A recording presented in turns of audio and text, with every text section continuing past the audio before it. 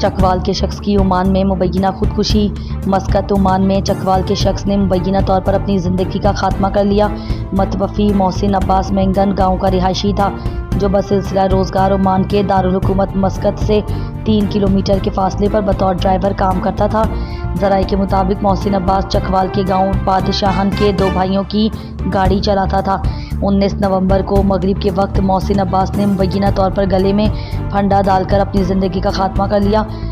عمانی police نے متوفی کی لاش پوسٹ مارٹم کی غرض سے قریبی ہسپتال منتقل کر دیا۔ پولیس واقعے کی مکمل تفتیش کرے گی۔ ذرائع کے مطابق محسن عباس گھریلو پریشانیوں کا شکار تھا جو پولیس کی ملازمت چھوڑ کر عمان گیا۔